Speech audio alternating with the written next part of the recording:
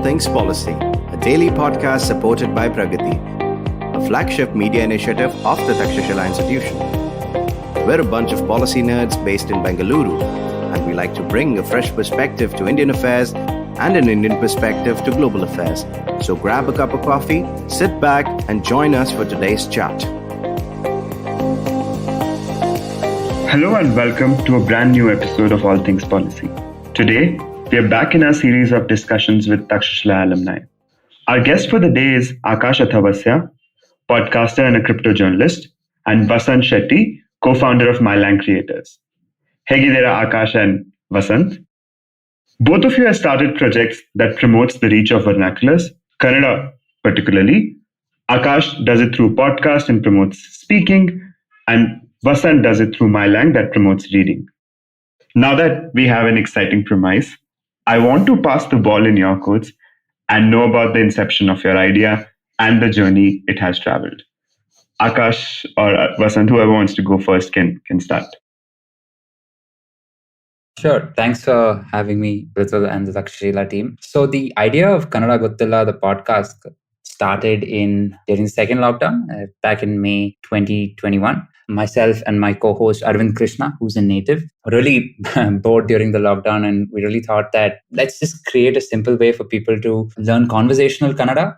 And we tried it, at least I tried it. I'm not native. I don't know the language very well. And I didn't want to learn like a child would learn, starting with the vowels and consonants. I wanted to learn in a way where I would have the fastest use case or utility of the language, which is just conversations that I can have with people around me, people like the shopkeeper, the policeman, my neighbor, etc. So I just wrote down a bunch of conversations and I sourced it from people who had the same problem, and basically told Arvind one day that, hey, listen, let's just record something and put it up on Spotify and see where it goes.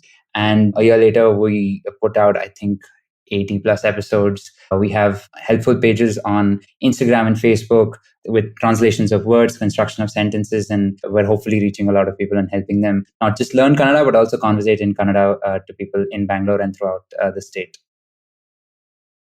Great. Vasant, you should tell us about MyLang book story. Right. MyLang was started about 3 years ago, back in 2019. And there's a bit of large context I want to talk about why we started MyLang. To begin with, when we say languages, right? I mean, for example, take the case of Kannada language. People take pride that Kannada is a 2000 years old language, right? And that whole antiquity is based on writing, right? So you have found some stone inscription somewhere which dates back to say 3rd century or 2nd century, and that is how you say that okay, a language is so much older, right? Now, we have a tradition of writing that is carried from generations to generations continuously for the nearly 2000 years, right? And I think that's the case with many other Indian languages too. So it also shows the resilience and stamina of our languages, that they sort of withstood all the geopolitical, social, technological changes that happened over the last 2 millennia. Right? Now, here comes globalization, which is sort of a 20, 30-year-old phenomenon in the current sense. Right, which is also defined by two important traits in my view. One is borders start to blur out, and there's increased demographic changes, intermixing of people, and the pros and cons, etc. on one side, and on the other side we have technological changes that open a whole new array of options about how someone can access knowledge, information, entertainment in one's own language. And when you put a language like Kannada or maybe any other Indian language under this context, you see that they all face a set of challenges, right? Now, what kind of challenges, if you ask? Suddenly, you have a whole set of new language registers made possible by technology, staring at you. And in most of them, some of our Indian languages, do not exist, or they exist in a very minimal possible way, right? For example, you had an ATM coming up as a financial language register, say 10, 15 years ago. And you suddenly see that it doesn't support Kannada. Or you see a mobile phone coming up and then you don't have a Kannada keyboard to type in. Or you see a kids cartoon TV channel where the audio feed is available in some languages but not in Kannada. So I'm just giving some examples. So these kind of gaps, when you identify and see that, okay, here are the set of language registers where Kannada is not present, or Kannada is not present in a meaningful way, something that needs to be bridged, right? Now, whose responsibility is it to do so? Some of it could be done by governmental policies, some by market forces, as in the case of removal of dubbing ban in Kannada that Sowmya is aware of, right? And some could be by community, like building Wikipedia, Wiktionary, etc.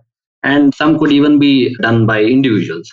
Right? I mean, like for example, there's a keyboard app in Kannada called Just Kannada, which was designed by a techie called Sridhar, and it's I think now used by close to 15 lakh people every single day to type Kannada, basically. So I just gave a long context because MyLang's idea should be placed in this framework of thinking that I just sort of explained. Because books were also an integral part of any modern living language.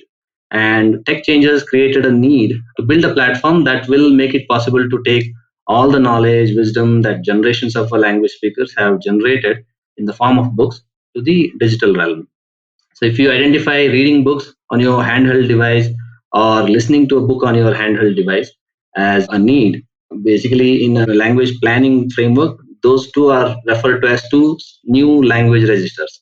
Now they were not there. I mean, they were absent in Kannada, and we sort of wanted to bridge that in Kannada through MyLang. So that's like the small context into why MyLang. And then we started off in 2019, sort of brought out an app in 2020, right before the COVID hit us all. And in 2 years, we've onboarded most Kannada publishers, new writers, narrators, and built a community of some 150 plus publishing partners, 500 plus authors, 2000 plus pieces of content in the form of ebooks, audiobooks, and audio stories. And we also take pride in saying that we got back a great number of youngsters who sort of have moved away from the language to come back and start plugging in back, experiencing the joy of accessing content, books in their own language. That's the brief story about MyLang, Sowmya. Thanks, Vasant. I think deep and rich and makes us all think. I, being a localite, I always think that I should contribute back more, but I'm more an armchair person at this point. I do, consume audiobooks through MyLang, but I've not plunged into it. But also, Vasant, you should talk about how you're trying to engage common people into this story, right? Like you have a lot of things going on where people can participate, becoming part of your audiobook, what do you say, voiceover community that you're trying to build. And I know that some things came up. I did participate in one, so I'm there. But if you could tell how you're trying to make it more engaging. Right. And in the last 3 years, what we've seen is we've seen hundreds of emails coming from ordinary people, living in small towns, housewives, teachers, and things like that. And they were with the single request, which is that they want to lend their voice to one of these stories or one of these books.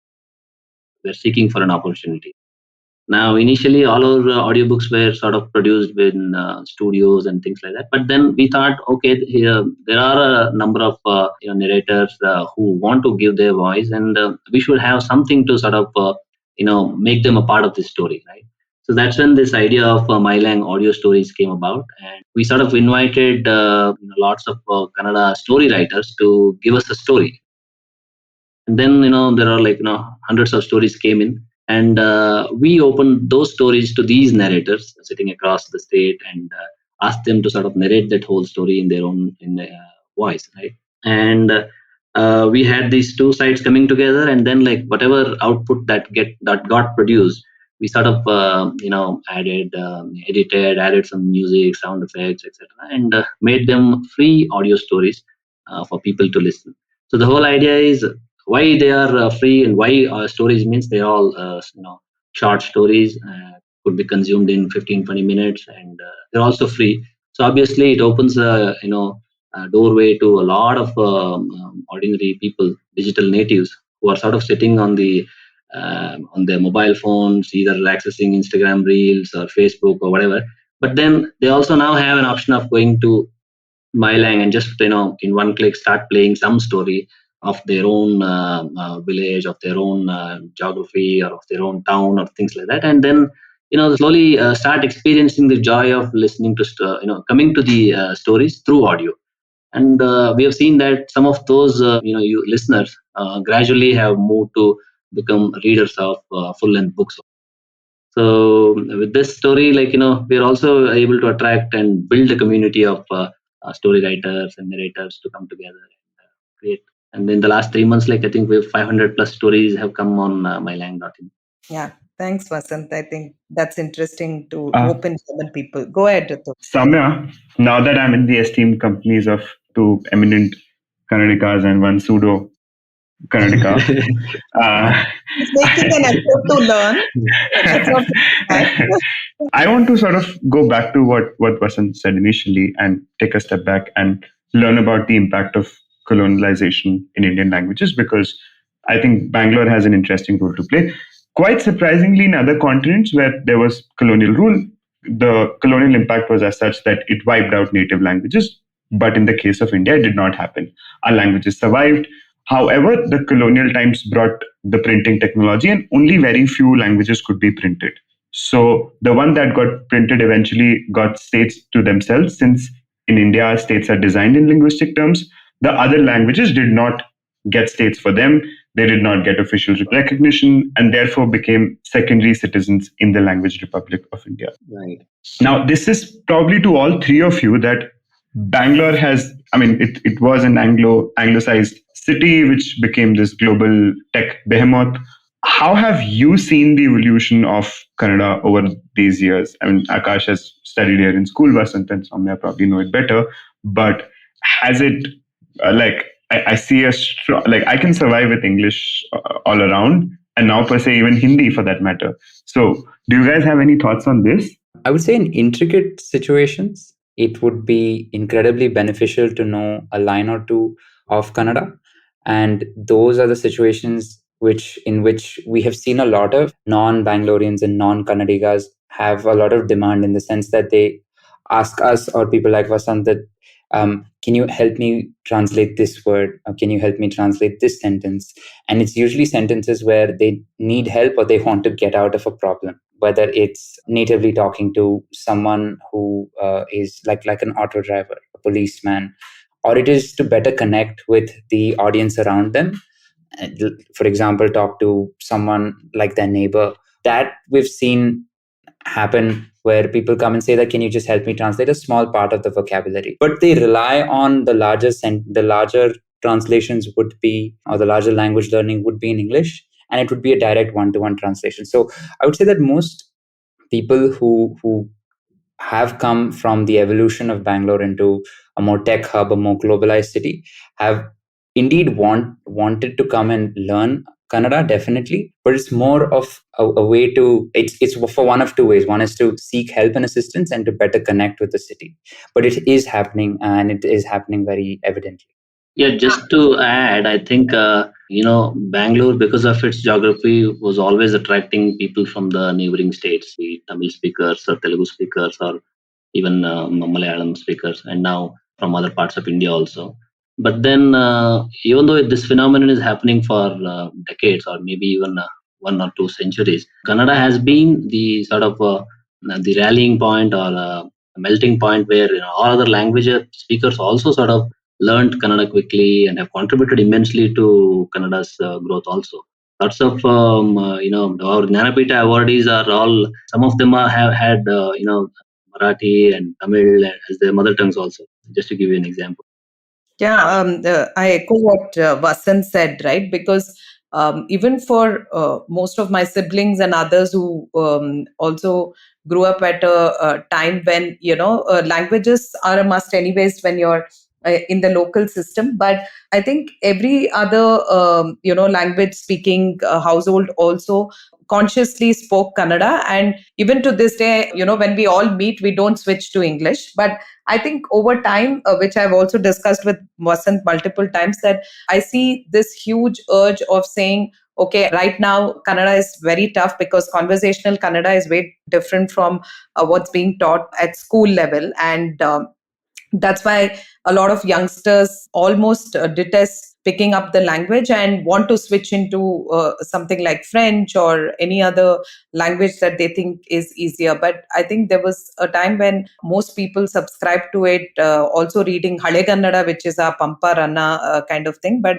Right. I thoroughly enjoyed consuming Kannada literature while we were young. And there used to be a lot of interesting magazines which got out a lot of stories, Taranga, Sudha, which continues to exist. But I think my access, or rather for me to kind of make time to read that has slowed down.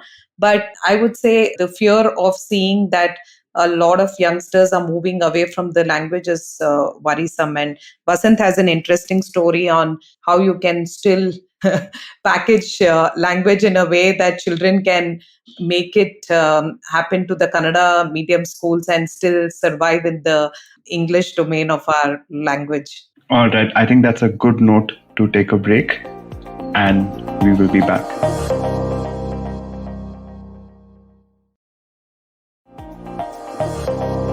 Welcome back, everyone. So thank you, Vasant and Sowmya, for your inputs.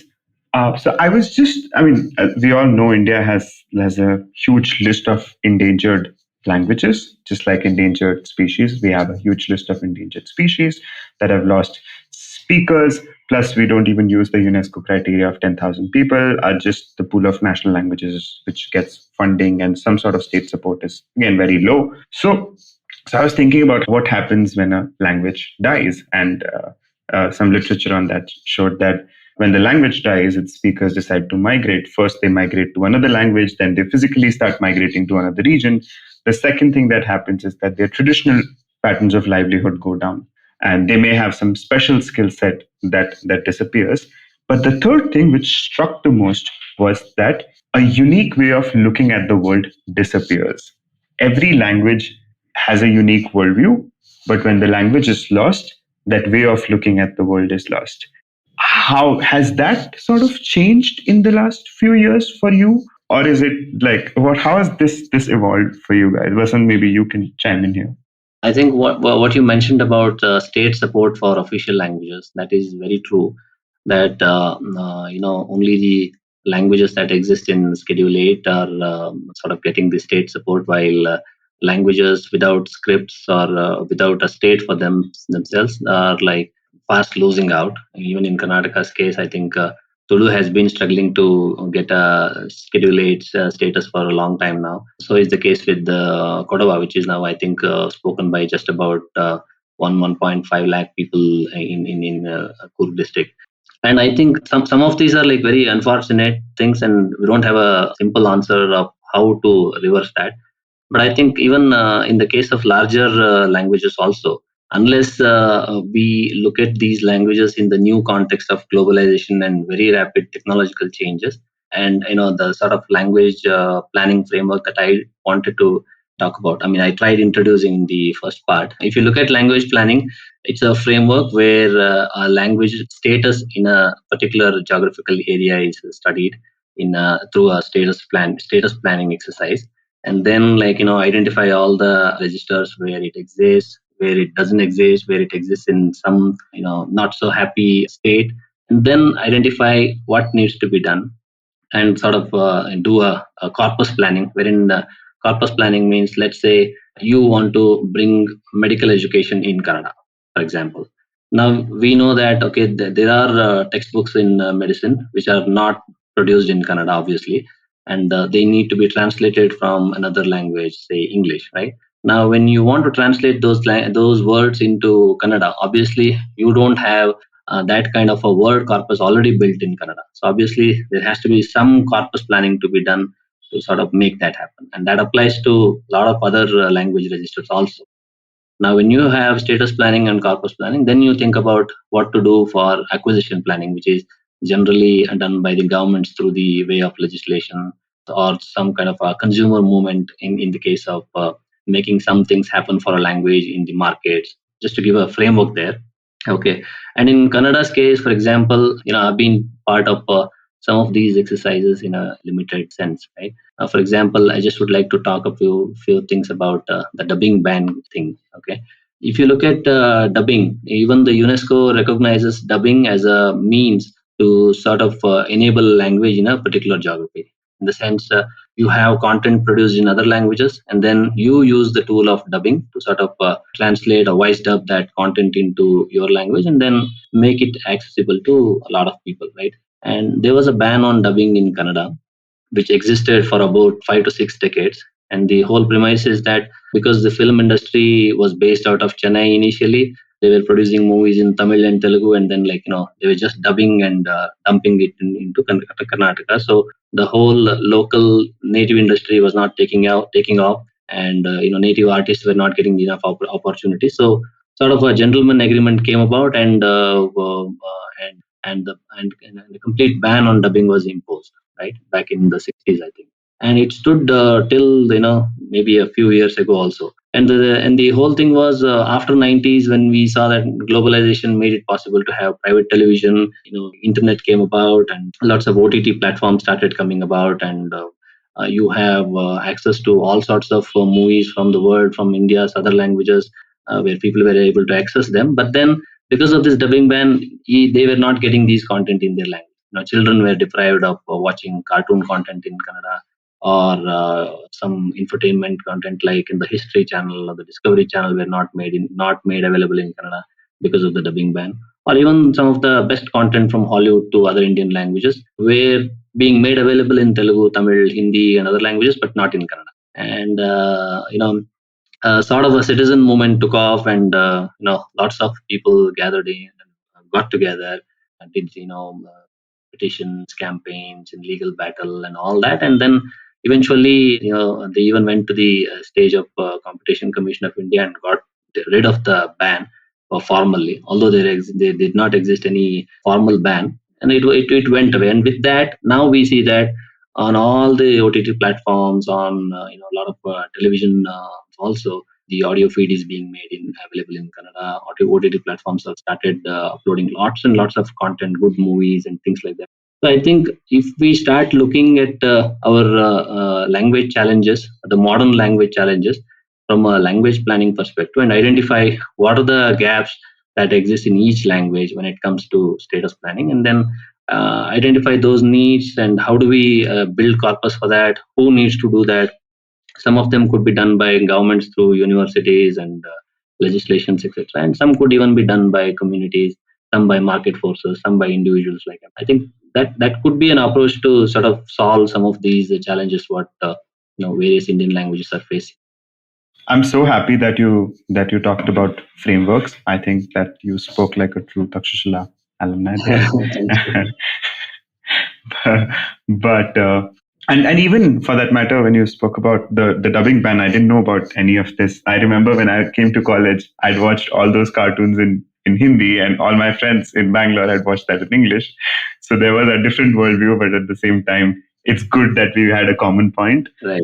Because of the dubbing. And one other thing is, like, let's say, I mean, in most of our cities right now, people send their kids to English medium schools. So obviously, English medium schools ask parents to sort of create an environment of English as mother tongue, even at the homes. So that's why they ask the parents to have a English newspaper at home, or talk to their kids in English, or show them English content, things like that, right? But how do you expose those kids to their own mother tongue? And I think cartoons play a big role in that. And that's in the sense that if you leave a kid at home and in front of TV, he'll obviously go and switch on and put a Cartoon Network. Then if it starts speaking its own language, obviously it will start picking up that language. So that is why dubbing plays an important role in this exercise. Unfortunately, a lot of Kannada kids missed out this thing for a few decades. Yeah, but Vasant, the follow up on that is the outcome has been that we're delayed on those fronts, right? Yeah. Our while you see other languages might be ahead because we lost out on this decade of catching up. Right, true, that's true. But now, like, things have definitely improved, and we see a lot of content coming up in Kannada also. Now you can see that most of these big budget pan India movies are produced in several languages, including Kannada. And some of our own movies actually made it big. This year's biggest blockbuster was KGF, produced in Karnataka, right? Yeah. The kind of mass sensation that it created. Right.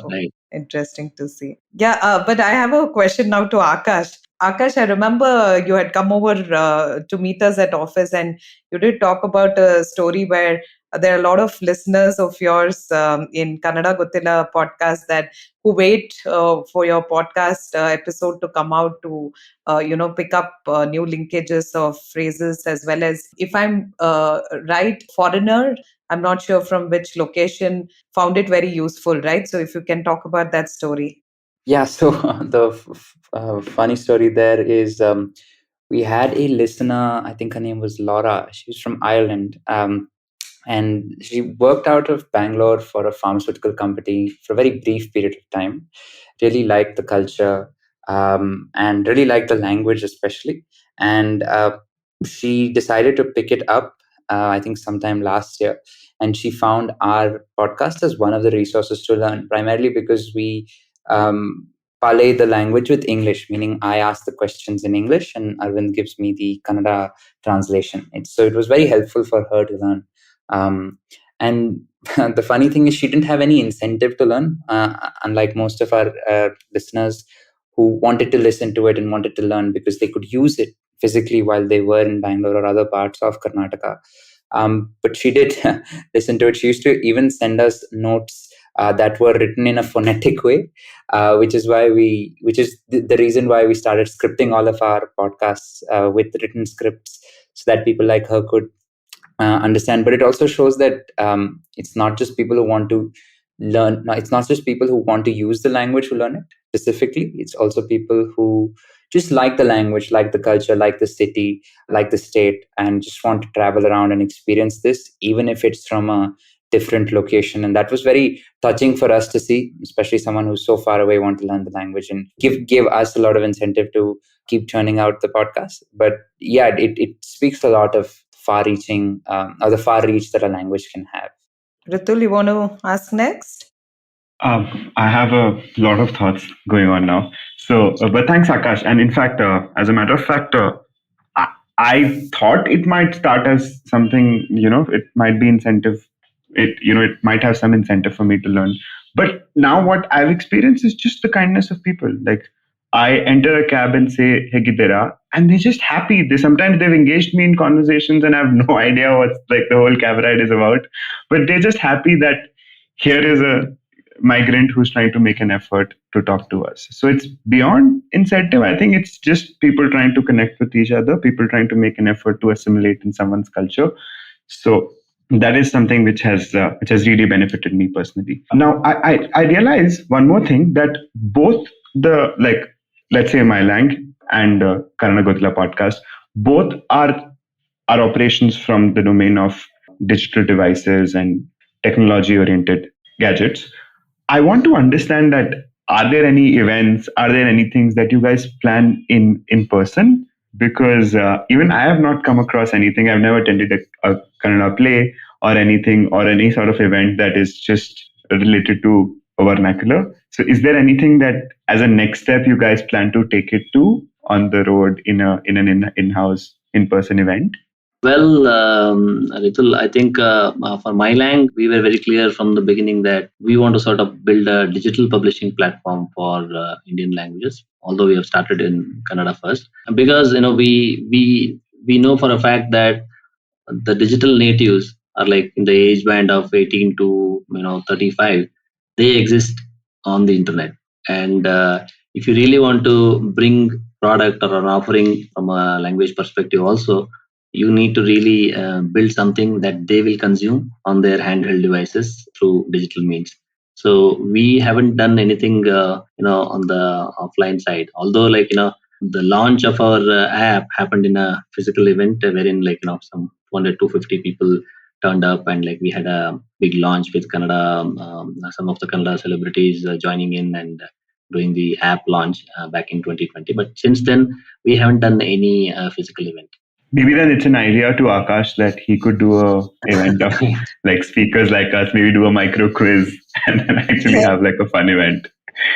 Funnily enough, we were planning on doing a physical event, something along the lines of we just get people together at a common location and we nudge them into having a conversation with a local without setting the premise of, oh, I'm learning, so please be easy on me. Because one of the main apprehensions that people have when they learn a language, at least this is true for me, is they're scared of talking to someone. But here the people are incredibly friendly, especially if you show that, I'm a non-native speaker, I'm willing to learn the language.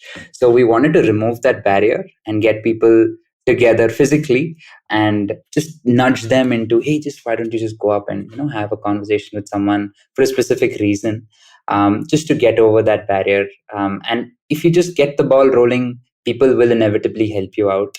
They'll help you out with translations, they'll help you out with finishing your sentences, and that will nudge you to have more conversations with people. And when you feel that connect, it will help you finish, at least try to learn the language, and it'll help you succeed. Yeah, but I also think there's another audience, right? People who can't write Kannada or the language itself, any vernacular language, but they're happy to consume, say, music. Raghu Dikshit's music is so popular that even people from other languages can appreciate it. And so is the case with, say, the audiobooks or your podcast. So I know a lot of people who struggle with that part, that they've not been raised here, but probably know a few languages. So they consume content which is more audio. Like Vasant was saying, in fact, I was discussing with him what are his plans next, on the digital front, not offline. But I was asking him, I'm sure there's a grand plan ahead to not just limit it to Kannada, but go to a larger audience of other languages too. So maybe Vasant, you should probably spill the beans. Right. I mean, like you mentioned, a lot of city-bred, Kannadigas. I think that's the case with other Indian languages also. That because of their schooling environment, they are either are not very conversant in reading their languages, or are very slow to read, or some even may not even know the script also. But because they happen to be living in the same society, obviously they will pick up the spoken skills at varying degrees, and because of that they would be happy to sort of consume content that gets available in audio, right? So that is where I think even in MyLang's case, we have seen that most of our audiobooks find a lot of traction in the cities, Bangalore, Mysore, Mangalore, things like that. And the reason is, the reason happens to be, this is my assumption, that they are fond of their language. They do want to consume content in their language, but then because either they do not know the script or are very slow to read, they find it hard to consume content in written format. Right now, MyLang's plans for this year is like we want to sort of bring this immersive language experience what we have built in Kannada to other Indian languages also, and sort of be the digital publishing platform for other publishers, authors, and creators in other languages also. Pretty similar to what we've done in Kannada. Sowmya. Thanks. Thank you, Vasant, for this. Now, I think I want to take this is on a tangential note, that I also have, like, there's also a rise of organizations at grassroots level. You translating laws, translating a lot of legal governmental information to people at grassroots level, because like every information that comes from centralized institutions, be it the central government or the state government, is often in languages of dominance. And sometimes it is as crucial as it matters to people's life and death, but it does not reaches to people. And thankfully, there are organizations and institutions like Gramvani, Nyaya, who are going to grassroots level and doing this grunt work of translating that into people's local native languages. So this is also something which is very heartening, which is happening in the vernacular sector. I don't have any other question as yet. Sowmya, do you want to ask anything? Yeah, But I'm just super happy to facilitate it. Yeah. Yeah. So both for Vasant and Aakash, right? Techies who have plunged into doing something out of passion. And of course, Vasant has moved the next level of making it, almost his day job. But I know Vasant has other initiatives with regard to Kannada literature books, and a lot of things that he has not spoken about in this podcast, but has contributed extensively in one, keeping this vernacular language alive and giving life to the books, right? Because a lot of authors would have just gone unseen if it was not for the audiobooks effort that MyLang is putting across. So even in terms of how you curate the collection there, Vasant, I've seen eminent authors there, and I myself consumed one of the audiobook, and I was so happy with the person who narrated as well, because I could relate to this story. So if you could just give us a fair idea how you go about picking the authors lineup and how much time does it take for a production as well? Right. If you look at who are the authors we want to onboard, it's quite obviously, all the authors, right? And all famous, prominent authors, we wanted to have them on board.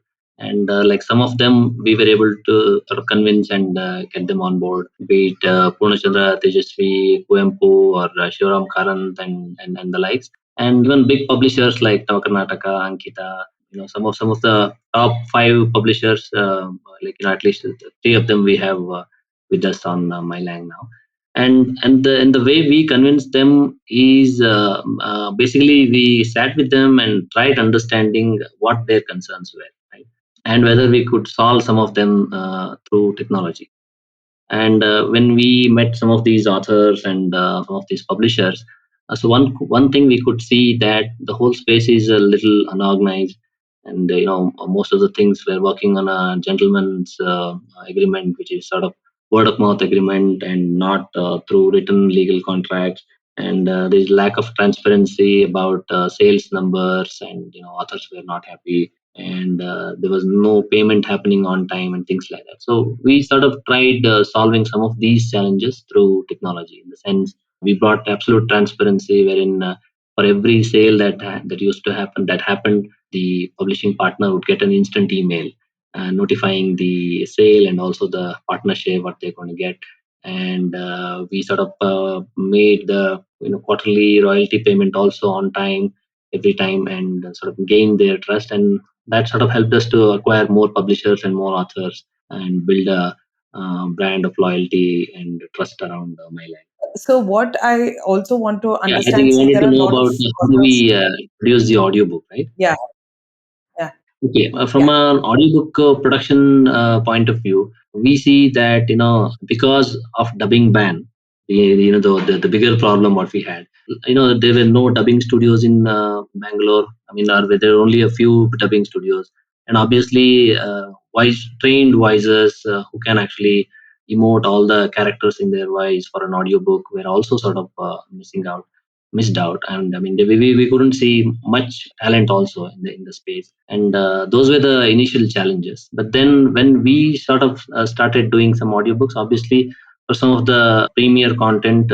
we sort of ensured that we got the best talent from the theater background and can create magical experience with audio stories. That's how the Carvalho or the Jugari Cross or Chidambara Rahasya by Tejasvi and all were like really produced at a very high quality. And then we also sort of tried experimenting with lots of smaller studios and people from radio background, people from theater background, who would come together and sort of produce some content for us. This has been the journey. Although, quality wise, but the kind of talent that is available needs definitely improvement, and a lot of new people need to come to this space. But I think that is happening now because the dubbing ban has gone out, and lots of people are with some skills and interest in the voiceover and voice related work are coming in big numbers. And I think in a few years you'll see a lot of voice based, audio based content being made available in Kannada. Yeah, thanks, Vasant. I know how a ban has kind of put us behind for a few years now, and we're Right. all kind of trying to cope with that, right? And to make for it takes time, and I'm glad people like you and Akash are seriously in this game. So thank you so much for your time, Vasant and Akash. I'll ask the final question, Oh, okay, Sowmya. go ahead, go ahead. Yeah, yeah. I thought you ran So out of questions. no, never. So, in the large scheme of things, this is to both of you.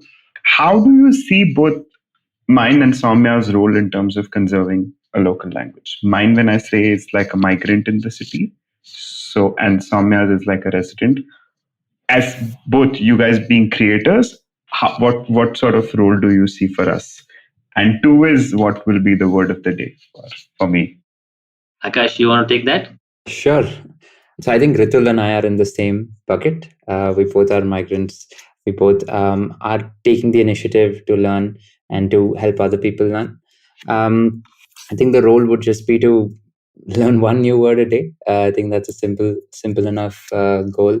And I think one word from my end, at least for us, since you're ending the podcast now, is, or at least a couple of words, is Matte se guna, which is I'll talk to you later, I'll see you later. So yeah, that's just my take. And yeah, the easiest way to learn is just to learn one word a day and construct a sentence at the end of the week. Right. I think I don't have a specific thought about this, but then I see that you both come from policy background. Obviously, you're still working at Takshashila, which is a policy think tank, and I feel that some of these policy related literature that gets produced in English needs also to come in local languages, right? Because we don't have that kind of a literature being made available right now, people find it hard to understand policies or the incentives that goes into building a policy, right? So I think that's where a lot of work needs to happen from I think I did not answer that in a very straight way, but I think that's where the Takshashila kind of institution should take a little bit of lead and generate content through translation into Sowmya. Sure. No, that is an excellent point, and we've actually been thinking about it for a long time. So thank you. I forgot what Aakash said, but thank you so much. It was amazing to have you, and a lot of TIL moments for me. So thank you, both of you. See you sometime in future. Yeah. Thank you, Sowmya. Or Matte se guna. Matte se guna. Asante Aakash. Okay. Dhanyawada. Yeah, ಧನ್ಯವಾದಗಳು. ಧನ್ಯವಾದಗಳು. Okay. Bye. Okay. Bye.